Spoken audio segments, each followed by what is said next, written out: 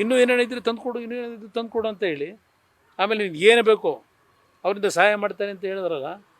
Broker ಅವ್ರು ಮಾಡ್ತಿರೋದು ಕೆಲಸನ, ಬ್ರೋಕರ್ ಕೆಲಸನ ಕೆಲಸ ಮಾಡ್ತಿರೋರು ಅವರು. ನನ್ನ ಬಗ್ಗೆ ನಿಮ್ಮ ಪಕ್ಷದಿಂದ ಅದೇಂತ ಟ್ವೀಟ್ ಮಾಡ್ತೀರಾ?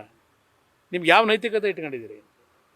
ಇದನ್ನು ಸರಿಯಾದ ರೀತಿ ನಾನು ಗೃಹ ಸಚಿವರಿಗೆ ಹೇಳೋದು, ನಿಮಗೇನಾದರೂ ಇದರ ಸತ್ಯಾಸತ್ಯತೆ ಹೊರಗೆ ತಂದು ನಿಜವಾದ ಕಲ್ಪ್ರಿಟ್ ಯಾರ್ಯಾರಿದ್ದಾರೆ ಅವರು ಎಲ್ಲರ ಬಗ್ಗೆ ಆ್ಯಕ್ಷನ್ ತಗೋಬೇಕು ಅಂತಕ್ಕಂಥದ್ದು ನಿಮ್ಮಲ್ಲಿ ಆ ಒಂದು ಕಮಿಟ್ಮೆಂಟ್ ಇದ್ದರೆ ಸರಿಯಾದ ರೀತಿ ತನಿಖೆ ಮಾಡಿ. ನಮ್ಮ ಅಧಿಕಾರಿಗಳಿಗೂ ನಾನು ಏನು ಹೇಳಿದೆ, ನಾನು ನಿಮಗೂ ನಿಮ್ಮ ತಂದೆ ತಾಯಿ ಜನ್ಮ ಕೊಟ್ಟು ನೀವೆಲ್ಲ ಭೂಮಿಗೆ ಬಂದಿದ್ದೀರಿ, ನಿಮ್ಮ ಜೊತೆಲಿ ಒಡ ಹುಟ್ಟಿದ ಅಕ್ಕ ತಂಗಿರಿದ್ದಾರೆ.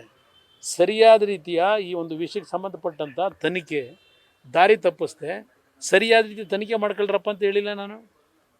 ಇದಕ್ಕಿಂತ ಏನು ಹೇಳ್ಬೇಕು ನಾನು?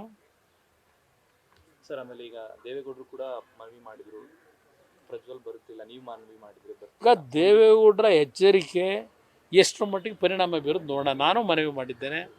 ಈಗ ಅದರ ಪರಿಣಾಮ ಎಷ್ಟರ ಮಟ್ಟಿಗೆ ಗೌರವಿಸ್ತಾನೆ ಅಂತಕ್ಕಂಥದ್ದನ್ನು ನಾವು ಕಾಯ್ತಾ ಇದ್ದೇವೆ ಕುತೂಹಲದಿಂದ. ನಿಮ್ಮಷ್ಟೇ ಕುತೂಹಲದಲ್ಲಿ ನಾವು ಇದ್ದೇವೆ, ನೋಡೋಣ. ಸರ್, ಕೊನೆ ಚನ್ನಗಿರಿಯಲ್ಲಿ ಸರ್ KJL DJL ಥರನೇ ಪೊಲೀಸ್ ಸ್ಟೇಷನ್ ಮೇಲೆ ಅಟ್ಯಾಕ್ ಆಗಿದೆ. ಪೊಲೀಸ್ ಇದು ಲಾಕಪ್ ನೋಡಿ, ಈ ಸರ್ಕಾರಕ್ಕೆ, ಈ ಸರ್ಕಾರದ ಅಧಿಕಾರಿಗಳಿಗೆ ಯಾರೂ ಗೌರವ ಕೊಡ್ತಕ್ಕಂಥ ವಾತಾವರಣ ಇಲ್ಲ. ಯಾವ ಪೊಲೀಸ್ ಅಧಿಕಾರಿಗಳಿಗೆ ಗೌರವ ಇಲ್ಲ ಇವತ್ತು ಈ ರಾಜ್ಯದಲ್ಲಿ, ನನ್ನ ಅಭಿಪ್ರಾಯದಲ್ಲಿ. ಯಾಕೆ ಅಂದರೆ ಸರ್ಕಾರ ಆ ರೀತಿ ಇದೆ, ಆ ಪೊಲೀಸ್ ಅಧಿಕಾರಿಗಳನ್ನ ಉಪಯೋಗ ಆ ರೀತಿ ಮಾಡ್ಕೋತಾ ಇದ್ದೀರಿ.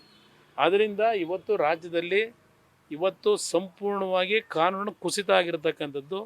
ಪೊಲೀಸ್ ಇಲಾಖೆ ಇವತ್ತು ಅತ್ಯಂತ ಒಂದು ಕಠಿಣವಾದಂಥ ರೀತಿ ತೀರ್ಮಾನಗಳನ್ನು ಮಾಡಲಿಕ್ಕೆ ಆಗದೇ ಇರತಕ್ಕಂಥ ವಾತಾವರಣ ಸೃಷ್ಟಿ ನೀವು ಮಾಡ್ಕೊಂಡಿದ್ದೀರಿ. ಇದಕ್ಕೆ ಸ್ವಯಂ ಸರ್ಕಾರದ ಜವಾಬ್ದಾರಿ, ಅವರೇ ಮಾಡ್ಕೊಂಡಿರ್ತಕ್ಕಂಥ ಕೆಲಸ ಇದೆ. ಈ ಸರ್ಕಾರದ ಬಗ್ಗೆ ಅಧಿಕಾರಿಗಳಲ್ಲೂ ವಿಶ್ವಾಸ ಇಲ್ಲ, ಜನತೆಯಲ್ಲೂ ವಿಶ್ವಾಸ ಇಲ್ಲ. Thank you.